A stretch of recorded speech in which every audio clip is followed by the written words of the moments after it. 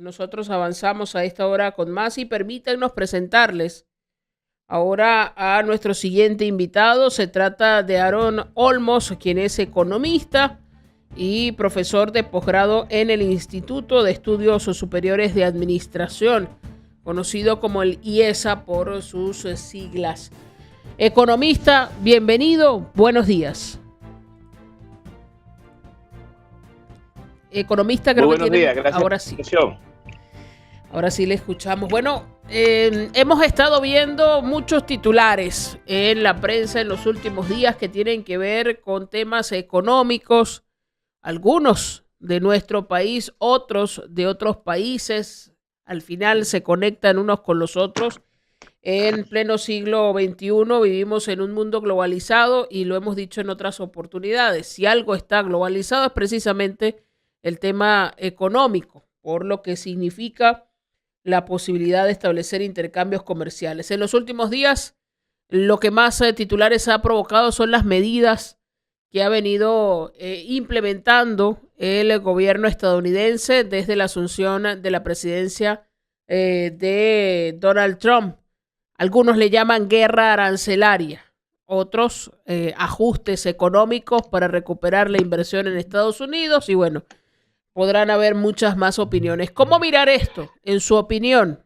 ¿Cómo entender lo que está pasando con las bolsas de valores en el mundo y en la economía global a partir de estas decisiones que luego provocan otras decisiones en otros países, economista? Bueno, lo que está pasando, los mercados están reaccionando a una toma de decisión de política comercial sin precedentes, ¿no? O sea, imponer sanciones, tarifas, como se dice en inglés, pero que son aranceles, que se asumen como sanciones económicas en algunos países, bajo la vía recíproca por parte de Estados Unidos, no es una cosa que pase todos los días, ¿no?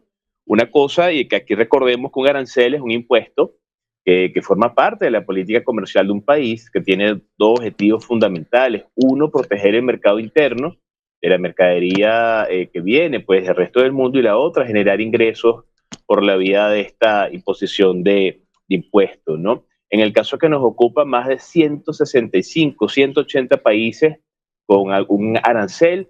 Esto indica que las producciones de estos países que tengan como destino a Estados Unidos se va a incrementar su precio, ¿no? Y básicamente es una medida de presión que está aplicando Trump para generar diálogo y sentarse a negociar con estos países. ¿Cuál es el efecto inmediato que tiene? Bueno, aumento de precios en el mercado interno, desconcierto, descontrol, incertidumbre en los mercados, y por eso las bolsas están reaccionando negativamente a la baja. Estamos viendo entonces mercados que tienen 3, 4, 5 días cuyos índices no levantan, Bitcoin, criptomonedas también a la baja, activos refugio como el oro, bueno, son los únicos que están subiendo, y efectivamente los capitales están tratando de buscar un lugar seguro ante tanta incertidumbre.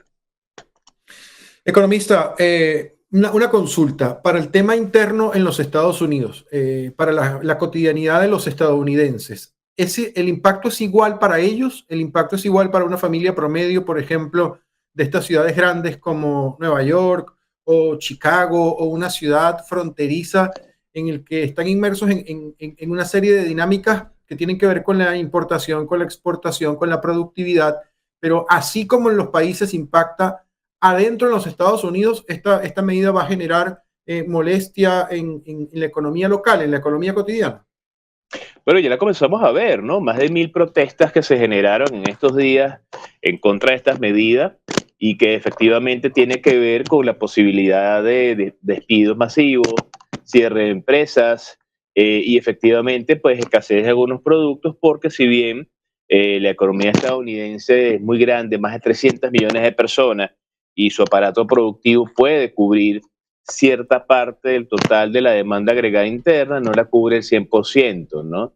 Entonces tenemos mercaderías a las que se le han impuesto unos aranceles muy elevados, que a nivel de producción interna de repente se puede cubrir, digamos, el 60%, el 40% viene importado, ese 40% importado ahora va a venir más costoso, y ese costo adicional lo tienen que pagar los hogares estadounidenses, ¿no?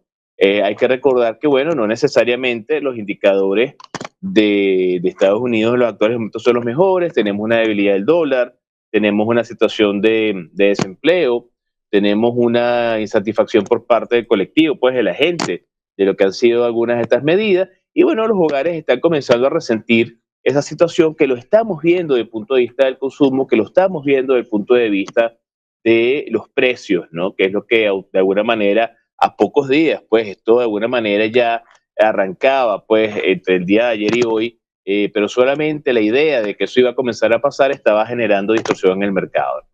Ahora, profesor Aarón, se habla de la posibilidad de que esto provoque una recesión, tanto en Estados Unidos, y algunos se atreven a ir más allá y decir que podríamos entrar en una recesión global. ¿Eso es una posibilidad real o es una mirada exagerada de lo que está sucediendo?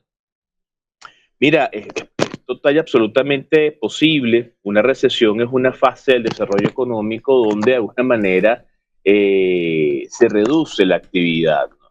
Entonces imagínate tú, países que dependen en gran medida de colocar sus mercaderías en Estados Unidos, que ahora los precios de esos productos en el mercado interno estadounidense se elevan, efectivamente pues desincentiva el consumo, entonces ya no se convierte Estados Unidos en el primer país destino de estas producciones, economías que de repente dependen en un porcentaje muy elevado de esto, bueno, sus niveles de ingresos comienzan a caer, ¿no?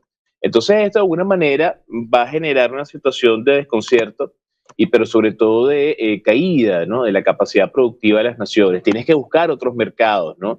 Si vendías algo en 100 y ahora te va a costar allá 125, 130, debes buscar ahora un mercado donde de alguna manera su precio sea distinto, no sea competitivo. Esto está creando competencias internas desde el punto de vista de los países que venden lo mismo a Estados Unidos y que, bueno, de alguna manera los aranceles hacen que algunos sean más costosos que otros ahora, ¿no? Entonces, sí, efectivamente, lo que se ha comenzado a decir que es posible que se llegue a una situación de recesión global, y recordemos que de alguna manera esto se expresa en los mercados, porque en los mercados hay miedo, hay incertidumbre, hay insatisfacción, hay la posibilidad de que efectivamente los ingresos que se están destinando a estas producciones no se recuperen.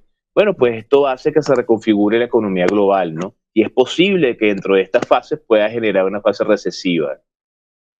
Estamos conversando con el economista Aarón Olmos a esta hora de la mañana. El contexto es complejo, economista. Como usted nos explica, el contexto pareciera que tiene muchos puntos negativos. Yo me pregunto, ¿quién gana? ¿Qué se gana con este, no sé si cabe la palabra, pero con este shock al contexto económico? ¿Quién gana? ¿Quién saca provecho? ¿Quién está sacando provecho de esto o esto es pérdidas para todo el mundo? No, fíjate, de alguna manera, como tú bien lo dices, un shock es una crisis, ¿no? Y la crisis es de oportunidades. De hecho, lo estamos viendo, ¿no? Hay algunos precios en las bolsas de valores, algunas acciones, algunos títulos, algunos vehículos de inversión han caído tanto que solamente en esa hora cuando algunas personas, empresas, sociedades pueden comprar o meterse en esta adquisición de activos, ¿no? Las crisis pueden ser el resultado de una coyuntura o de quizás elementos aleatorios, pero hay crisis que se diseñan y eso hay que entenderlo, ¿no? No es la primera vez que vemos que de alguna manera confluyen fuerzas para generar distorsión y a partir de la distorsión crear desorden y de ese desorden llegar a equilibrios, porque los mercados llegan a los equilibrios, tienden a los equilibrios. Entonces, de alguna manera, más allá de que esto sea una crisis orquestada, diseñada, siempre hay ganadores. ¿Quién gana? Bueno, gana el que está apalancado financieramente, cuya actividad económica no depende necesariamente de los rubros de los cuales han sido impactados por estos aranceles y que tiene quizás disponibilidad de liquidez, que sabe que esto de alguna manera va a pasar porque todas las distorsiones luego tienden a equilibrarse y que tiene la oportunidad hoy de comprar, por ejemplo, un Ether en $2.100, un Bitcoin en 78.000, que está muy por debajo de sus precios antes de la situación. O quizás de repente comprar acciones o futuros, ¿no? De energía, de empresas, porque se sabe que esto va a pasar en cosa de semanas, ¿no? Entonces, ¿quiénes son los ganadores? Bueno, por un lado, Estados Unidos trata de mandar un mensaje de fortaleza, ¿no? Y de una situación de negociación.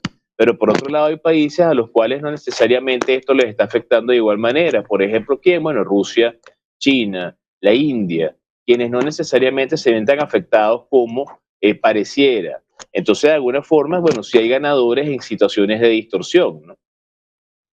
Finalmente, economista, ¿y cómo está Venezuela en todo esto? Con ya unas restricciones preexistentes, unas condiciones de nuestra economía que conocemos, que padecemos diariamente, y ahora se suma este decreto de emergencia económica que se supone que es para gestionar precisamente el impacto que pueda generar.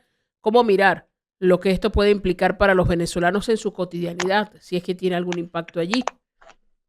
No, claro que lo tiene, imagínate. De alguna manera pensar en una situación como la que enfrenta el país es bien importante, ¿no? Además que hay que verlo en dos niveles, ¿no? El primer nivel es la situación de exportación petrolera, exportación tradicional, ¿no?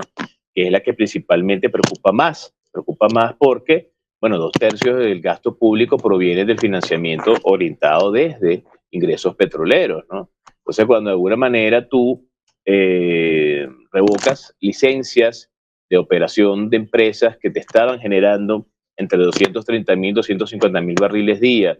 Eso en largo plazo se convertiría en 4.800 millones de dólares menos al ingreso nacional. Vas a dejar de percibir ese dinero, ¿no? Por otro lado, cuando sabes que a los países que quieran seguir comprando gas y petróleo venezolano le vas a colocar un arancel de un 25%, sabes que entonces de alguna manera tus socios comerciales o los interesados en seguir operando tienen que repensar esto porque se le hace más costoso trabajar con Venezuela. Eso es un lado. Por otro lado, tienes el arancel del 15% que se le coloca a las exportaciones no tradicionales, es decir, no petróleo, que cuando tú ves la balanza comercial Venezuela-Estados Unidos, por datos de la Cámara Venezolana Americana, Benancham, el primer semestre de 2024, observas que Venezuela, bueno, exporta alrededor de 56 rubros, ¿no? A Estados Unidos. Estamos hablando de que el total de ingresos de que recibe Venezuela, eso es menos del 14%. Sin embargo, bueno, es un dinero importante. Ahora, lo importante con esto es saber qué tanto afecta al productor nacional que tiene como destino Estados Unidos, ¿no? Uno de los rubros que principalmente se señala en esta estadística de exportación hacia Estados Unidos son los frutos del mar, que se conocen pues crustáceos, moluscos, mariscos, pescados, ¿no?